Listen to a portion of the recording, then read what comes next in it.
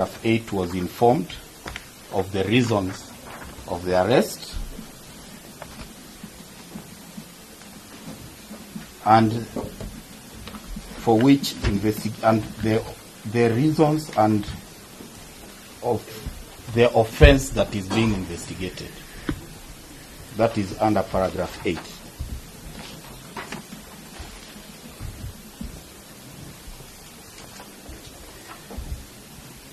Your Honor, in paragraph 10, now we are coming to the reasons why we want to continue holding the respondent. The respondent is the custodian of the station records, being an OCS, officer commanding station, and the surveillance system, the CCTV. And this is at the material time under the investigations.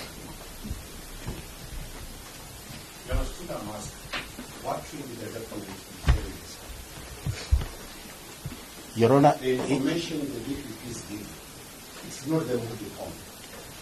It is the one who deformed who should be giving us those paragraphs. We can't talk about it because then the DPP can protest their submissions based on that. Right now, the DPP is turning himself into a witness. We cannot close the exam with the DPP. It is fair and just. The witness who deformed takes us through his affidavit. Your Honor, as I said that I'll only highlight a few paragraphs which I wanted the court to take note of. You know, that's a dicey, it's a dicey situation because yes, you're literally taking us through the affidavit, but I leave because I'm sure you have your own strategy yes, on how to prosecute the application. The defense got into details yes, of the affidavit. I'm sure the department will have a chance. Yes. So I'll leave it to proceed, but don't go too much into it. No, the position. No, Your Honor, I'm only highlighting some paragraphs. I'm not going through the whole affidavit because they have already indicated that they want the deponent on the dock for cross-examination. Yes.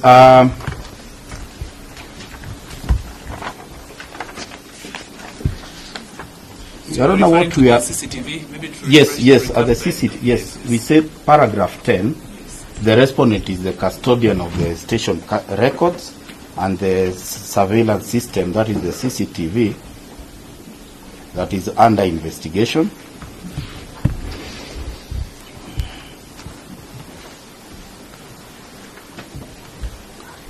Yes, investigations reveal that under paragraph 11, that the respondent, together with others who are not before court,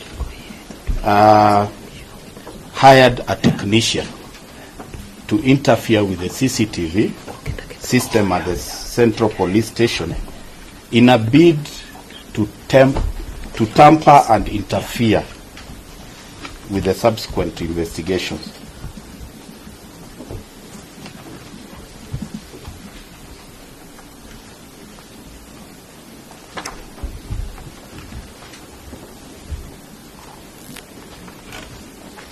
Your Honor, we are highlighting what so far we have done insofar as investigations are undergoing. So there is still some investigations which we need, and that is the reason why we are asking for continuing detainment of the respondent, because the respondent's mobile phone has been detained.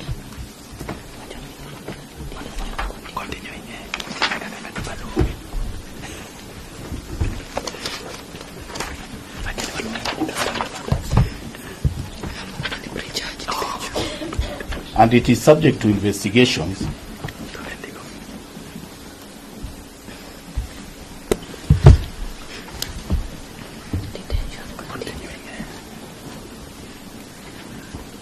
Your Honor, there are also witnesses who are yet to be investigated and statements taken from them. Also witnesses, police officers who are on duty at Central Police Station on that night. Your Honor, given that the respondent is the OCS, we are saying that there is a likelihood that he may interfere with the investigations.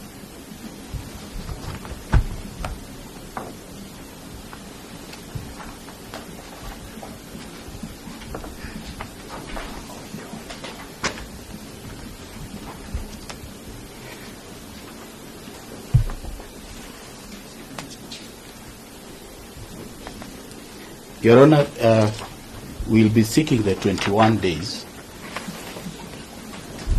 I have gotten to hit on that issue about be allowed warrant to access their phone. You have mentioned it, but please just hit it. In addition to the 21 days, you're also seeking an order to access the phones.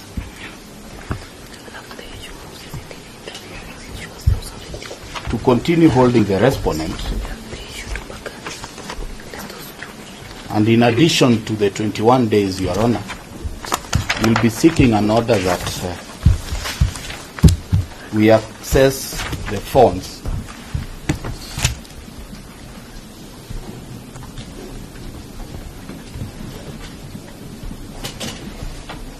Number 18, 17 and 18.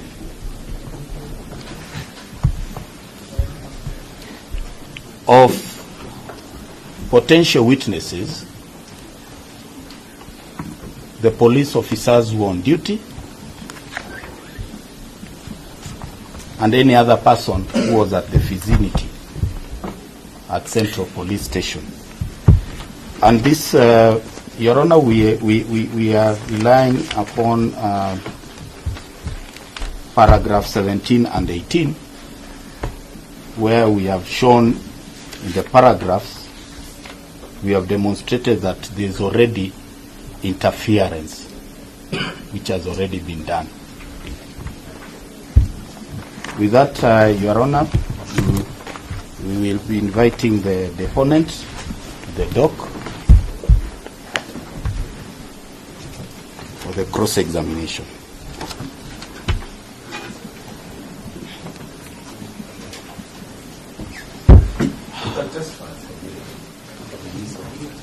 Whenever you're comfortable. Yes. Yes. Cannot be seeking that these outstanding issues are not being tested.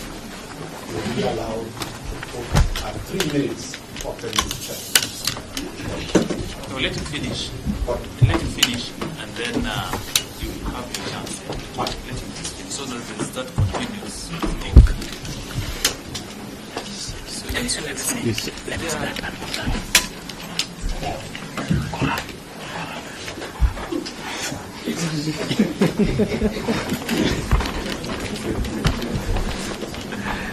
Yes, please.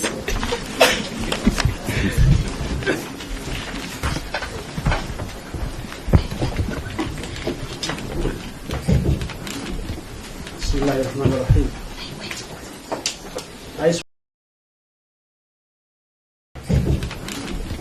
Bismillahirrahmanirrahim.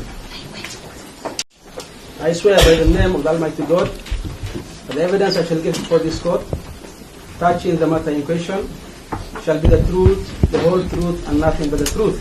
So help me God.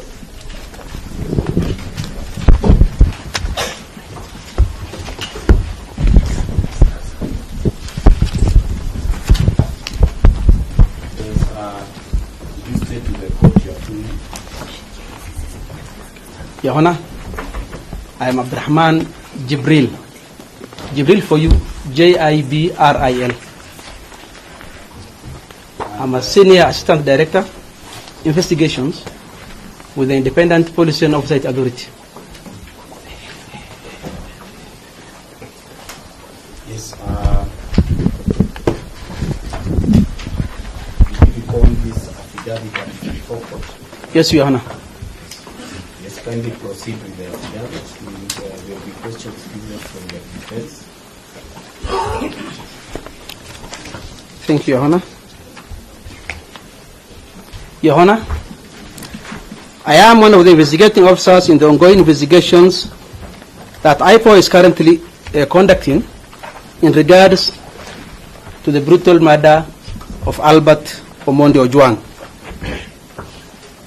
This is pursuant to Section 6, 7, and 25 of the Ipoa Act.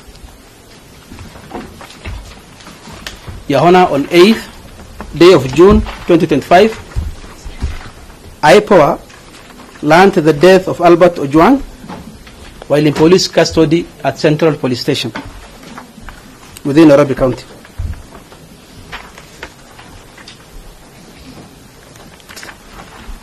Your Honor, the authority immediately initiated investigations to unravel the circumstances surrounding the gruesome death of the deceased.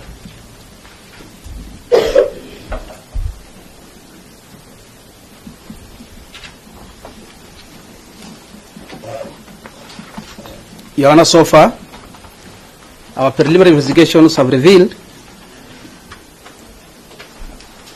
that the deceased was arrested following a complaint by the Deputy Inspector General of Police. Your Honor, all that the witness is saying has been said. You can only adopt the report of the verdicts. Because unless there's any other crucial information. That's another, Your Honor. That's okay. Yeah, I was of the view, but just give a highlight, not necessarily going paragraph by paragraph, just a highlight, and then we can adopt it. Just a brief highlight. Okay. You okay with whatever you've said so far? Yes. And whatever you've averred in the affidavit, yeah? So we can proceed with the cross-examination? Yes. Is that okay? The other chap from the state? That's actually not that. Okay. They can proceed to examine on the affidavit. Thank you. Your Honor, I'll be asking the witness to deliberate. So, Mr. Danstan, maybe just for housekeeping in good order, how many of you will cross-examine him? 3. 3. You, yourself, and who else? Me, what? Kangai.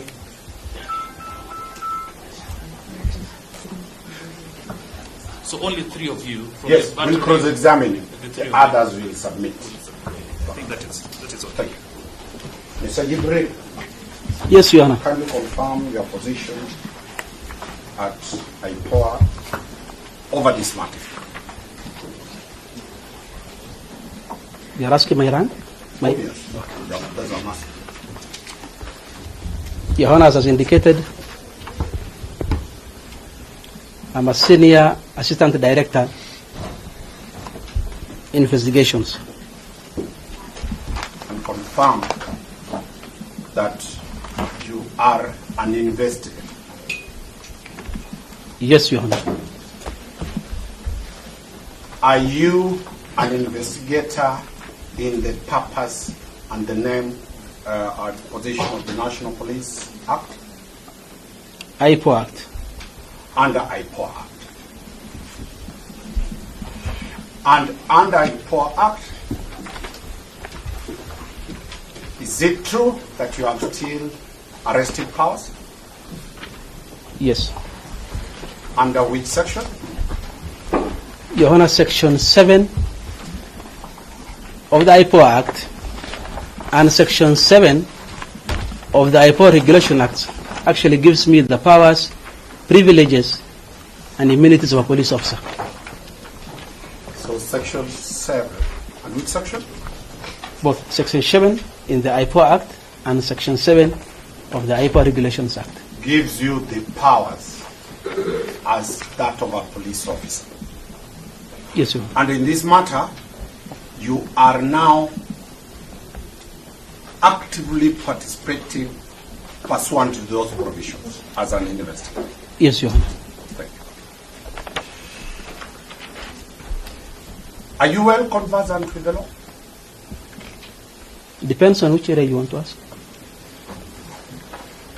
Are you, you know, some of us went to teach, then we became lawyers. Some people are mad about that. Do you have any legal training? Yes, yes, I do. Could you refer the court to your legal training? I'm an advocate of the High Court of Kenya. Thank you. You are an advocate of the High Court of Kenya. Look at the Criminal Procedure Code, Section 386, as an advocate of the High Court of Kenya. Could you be given it? Your Honor, we'll have an objection. I've not asked the question. We can see. Your Honor, I've not asked a question. Your Honor, at least should I be allowed to make the objection? Yes. Of course. Let me just object, then you No. You wait until I ask. I've just told to look at it. It might be just to admire it. Allow me to ask. Your Honor, we'll be requesting the court. Mr. Omar, Yes. let's hear his objection. Okay. That's right. Yes, kind Your Honor, the witness before the dock Yes. has come here on the basis of his affidavit on the factual matter. And that explains why the defense requested that my colleague, my learned senior, does not go into the facts.